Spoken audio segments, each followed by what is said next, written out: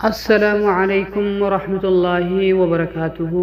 Shama arkafune kabajamtoota fi jaalatamtoota ilmaan Oromoo qaqqaalii dila addunyaa irratti argamtan kabajaa fi jaalalli kiyya bakkuma isin jirtanitti simbira haa qaqqabu isiniin jechaa egaa har'as walitti deebinee jirra. Badhaasa lammii Itoophiyaa dorgommii saayinsii dila addunyaa injifachuun dorgomaa jiru tokkoon wal isin barsiisa. Hanga dhuma qophii kiyyaatti akka nafaana turtan kan isiniin jedhu ani qopheessaan qophichaa Amiin Awwalii hanga dhuma qophii kiyyaatti turtii gaarii. Barataa Abeel Asaffaa mucaa waggaa 18ti. Innis barattoota 30 dorgommii saayinsii idil addunyaa irratti dorgommii xumuraa walakkaatiin hammataman keessatti argama. Dorgommiin dhaabbata miti mootummaa Breakthrough jedhameen qophaa'e kunis kan waggaa waggaan gaggeeffamu yoo ta'u bara 2022 hirmaachuuf dorgomtoonni 2400 iyyatanii turan. Dorgommichis yaadarimee saayinsii herreegaa fi fiiziksii walxaxaa fi gadi fagoo ta'e haala namoota beekumsa saayinsii hin qabneen salphaan akka hubatanitti viidiyoo sekoondii 90 dhiheessuudha. Dhaabbatichi barattoonni yaaddawan saayinsii walxaxaa fi gadi fagoo ta'an akka haala hirmaachisaa fi qabatamaa ta'e viidiyoodhaan akka dhiyeessaniif jajjabeessa. Abeel dorgommii kanarratti yaada dambalii sagalee irratti xiyyeeffatu dhiheesse. Saayinsiin isaas Noise Cancellation jedhama. Innis attamiin sagaleewwan naannawatti dabalamuun seenuun haquun haala itti danda'amu kan hubachiisudha. Viidiyoo kana dabalatee viidiyoowwan marsaa dorgommii kanarratti filataman toora feesbuukii dhaabbatichaa fi yuutuubii irratti kan fe'aman yoo ta'u uummannis sagalee akka itti kennuuf dhihaateera. Viidiyoochis feesbuukii fi yuutuubii irratti yoo sagalee uummata ol'aanaa laayikii yookiin laayikii baay'ee argateef dorgommaan sun gara dorgomtoota filamootaa 15tti dabalama jechuudha. Marsaan kenniinsa sagalee marsaa kanas hanga wiixata fulbaana 19 bara 2022tti kan itti fufu yoo ta'u guyyoota itti aananitti ammoo hojiiwwan filatamtoota 15 keessatti hammataman ifa ni taasisu. Adeemsawwan kanneen keessa darbee dhumarratti kan injifatu badhaasa carraa barnoota doolaara 250 argata. Barsiisaa yookiin barsiiftuun barataa injifatee ammoo badhaasa doolaara 50 akkasumas manni barnootaa injifatee ammoo badhaasa doolaara 100 argatu. Dorgommii cimaan irratti gaggeeffamu kana irratti dorgomtoota filatamoo 30 keessa seenuu kan danda'e Abeel dorgommicha injifachuu ni danda'a jedhamee abdatameera. Dorgommichi Breakthrough Challenge bara kanaatiin dorgomtoota filatamoo 30 keessatti kanneen galan keessaa barattoonni Ameerikaa, Kanaadaa, Chiilii, Chaayinaa, Krooshiyaa, Hindii, Iraaq, Niwuzilaandi, Filipiinii, Tireendandii fi Tebeekoo Afrikaa Kibbaa fi Yuunaayitid Kingdom irraa keessatti hirmaatanii jiru. Waggaa lamaan duras barattuun lammii Itoophiyaa akka injifatte akka turte kan yaadatu Abeel bara kana garuu dorgomaan lammii Itoophiyaa isa qofa akka ta'e himama. Abeel kan dhalate Finfinnee keessatti yoo ta'u maatii isaa waliin gara Aayilaandi kan imale mucaa baatii 11 ta'eeti. Maatiin isaas erga waggoota 8tiif Aayilaandi keessa jiraataniin booda Ameerikaa galuun achi jiraachuu eegalan. Achittis mana barnoota Reedmaanditti barnoota isaa sadarkaa 1ffaa fi 2ffaa barateera. Barnoota isaatiinis baay'ee cimaadha. Sadarkaa barnoota hundaan qabxii olaanaa galmeessee jira. Barnoota sadarkaa 2ffaa isaas kan xumuree gosa barnoota hundaa eegalmeessuuni akkasumas qormaata Ameerikaa fi Kanaadaatti kennamuuf Advanced Placement jedhamuunis gosa barnoota hundaa eegalmeessuun Yuunivarsiitii Staanford galuu danda'eera. Ammattis Yuunivarsiitichi saayinsii koompiyuutaraatiin barataa waggaa jalqabaati. Ijoollummaa isaa qabee saayinsii fi teeknooloojii fi jaalala olaanaa kan qabu Abeel osoo mucaa umurii waggaa 8 jiru ture kan hojiiwwan kalaqaa hojjechuu eegale. Maatiin isaas damee saayinsii koompiyuutaraa kan baratan waan ta'aniif waan isaan hojjetan ilaalaa beekumsa isaa cimsataa adeeme. Abbaan isaa koompiyuutaraan koodiingii waan eebbifameef yoo inni hojjetu jala deeme hojjetaa akka ture kan dubbatu Abeel kunis fedhii hojiiwwan kalaqaa rakkoolee furan hojjechuu akka itti uume dubbata. Daa'imummaanis yaadawwan kalaqaa dinqisiisoo ta'an maddisiisuun maatii barsiisota isaa fi namoota isa beekan dinqisiisaa ture. Haati isaa Wubihayyoo Zawdee yeroo baay'ee yaada kaasee akkuma qoosaatti bira dabarre booda garuu bifa qorannootiin maxxanfamanii yookiin yoo hojiirra oolanii agarru ni dinqisiifanna jetti. Abeel kan itti gaafatamummaan itti dhagahamu waan xiqqoo ilaalee kan baay'ee hojjetuu fi yaadawwan kalaqa rakkoo furan hedduu kan qabu ta'uu dubbata haati isaa. Abeel kan itti gaafatamummaan itti dhagahamu waan xiqqoo ilaalee kan baay'ee hojjetuu fi yaadawwan kalaqa rakkoo furan hedduu kan qabu ta'uu dubbatti haati isaa. Mana keessatti meeshaalee isa barbaachisan guutuunii fi yaadaan deeggaruun bira tarree deeggarsa adda addaa akka hin gooneef kan dubbattu haati Abeel beekumsa isaa caalaa kan gabbifate filannoowwan teeknooloojii ammayyaa jiran barnootarraa oolchuun akka ta'e dubbatti. Kalaqawwan isaa keessaa muraasan kan wal isin barsiisu ta'a. Maatii isaatiif ilma lammataa kan ta'e Abeel barnoota isaa sadarkaa lammaffaa xumuruun dura hojiiwwan kalaqa hedduu hojjeteera. Isaan keessaayis wayita mucaa waggaa 7 osoo jiruu aappii fakkiiwwan bifa suuraa yookiin viidiyoon jiranii fi hin barbaadamne baasee fakkii gara biraatiin bakka buusuu gargaaru hojjetee jira.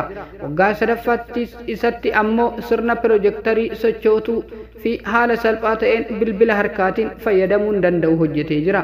Barreeffamoota qubee laatiniin barraa'an fakkii kaasuun gara afaan biraa barbaadamutti geeddaruu fi aappii piikspeek jedhamuu fi fayyadaman afaan barbaadeen sagalee akka dubbisuu gargaaru hojjetee jira. Mana barnootaa itti barataa ture Reedimaanditti hariyyoota isaa waliin dhaabbata barnoota hojiiwwanii fi yaaliiwwan teeknooloojii fi saayinsii itti hojjetan hundeessuun gargaaraa daayirektaraa fi teeknooloojii ta'uun hojjetaa ture. Akkasumas sooftiweerii kaameraa kompiitara to'achuu fi suurawwan kaasuuf dandeessisu qopheesseera. Aappiiwwan adda addaa fi taphaawwan dhugaawwan yaada yookiin veewucharaal reeleetii gabbiseera. Geemiiwwan bilbilaa fi suuraa kaasuu fi akkasumas nama qoodu kallattiin haasa'uu fi sagalee kennuu yookiin erguu danda'an yookiin GPS fayyadaman gumaachee jira. Geemiin kun Snapshots Battle Crown kan jedhamu yoo ta'u aappii istoorii irratti fe'amee jira. Abeel yommuu kana hojjetu nama ganna 16ti. Geemii kana hojjechuuf kan isa kakaasee ijoolleen mana taa'anii viidiyoon geemii kompiitaraa qofa irratti taphatan manaan alattis bifa nama bashannansiisuuf taphachuu akka danda'aniif ta'u hima Abeel. Kunis mana iddoo tokko taa'anii geemii taphachuun dhiibbaa qaamaa fi sammuu irraa gahu hir'isuuf kan karoorfame akka ta'es ni dubbata. Kanaan alattis beekumsa mana taa'ee viidiyoowwan garagaraa ilaaluun argate irratti hundaa'uun hojiilee hojjetee warqishooppii kaampaanii Maayikiroosooftii keessatti dhiyaate irratti dhiyeessee jira. Kana qofa osoo hin taane dhaabbilee garagaraaf marsariitii akka hojjete hima Abeel. Abeel dorgommii waan jaalatuuf kutaa 8 yeroo jiru dorgommii waa'ee guyyaa seenaa biyyaalessaa irratti xiyyeeffachuun dhiyaatu naashinaal histoorii jedhamu irratti viidiyoo waa'ee lola Adwaa qabatee dhiyaatee ture. Dorgommichis seenaa Ameerikaa irratti xiyyeeffataa ture. Viidiyichi waa'ee seenaa Ameerikaa miti si harkaa hin fuudhan jedhaniin ture jetti haati isaa Wubaayyoo. Seenaa qabadhee dhiyaadhu dorgommii mo'achuu baatus carraa kanatti fayyadameen waa'ee Itoophiyaa itti hima jedhee deebiseef haadha isaatiif. Akka Wubaayyoo jettutti sadarkaa tokko hanga sadaffaa keessa galuu danda'eera. Waa'ee Itoophiyaa beeksisuun Abeel qofa osoo hin taane saayinsii fayyaa kan baratu obboleettii isaa biras jira. Jireenyi isaanii biyya alaa haa ta'u malee qalbiin isaanii biyya akka jiru dubbatti haati isaanii. Sababni isaa immoo wanta argatanii hawaasa keessaniif deebisaa kennaa jennee dubbisna jetti. Tola ooltummaa galaana qaxxaamure Abeel beekumsaa fi barumsa argatee umrii daa'imummaa irraa kaasee hiriyoota isaa qoodaa ture. Yeroo manni barumsaa cufamu gara biyyaa deemuun beekumsaa fi barumsa argate gumaachaa fi yuunivarsiitii Dabra Maarqos waliin ta'uun barattoota sadarkaa lammaffaa 100 ta'aniif leenjii kennee jira. Teeknooloojii fayyadamuun akkamitti of barsiisuu akka danda'an, teeknooloojii waan sirrii fi rakkoo furuuf akkamitti itti fayyadamuu akka qaban beekumsa isaaniif qoode. Ameerikaattis yeroo boqonnaa isaatti ijoollee barsiisuudhaan dabarsaa ture.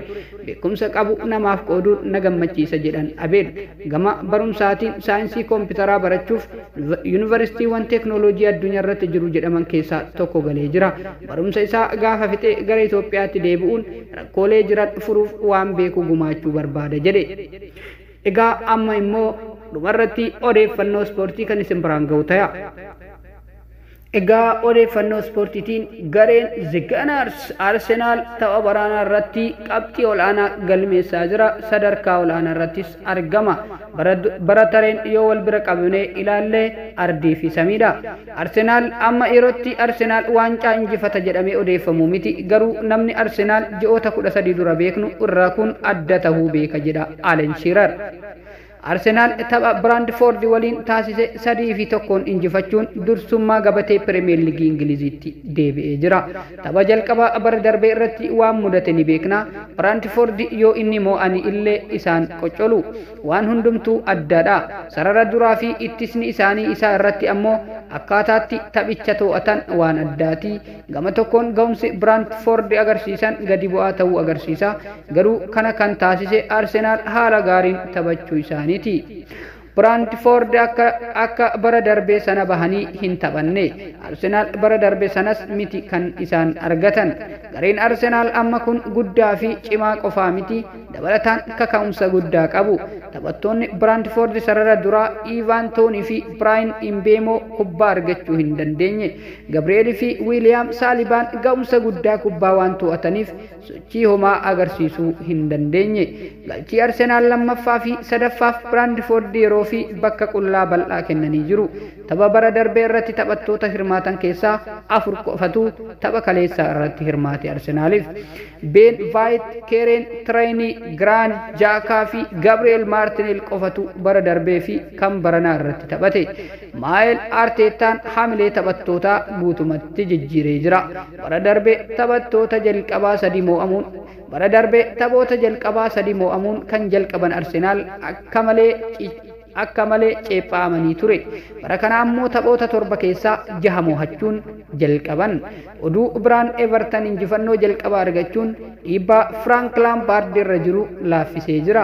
Everton galchii 1-2 West Hamin injifatee Manchester Cityin Wolves injifachuun sadarkaa lammaffaa irra Arsenaalitti aanee taa'ee jira.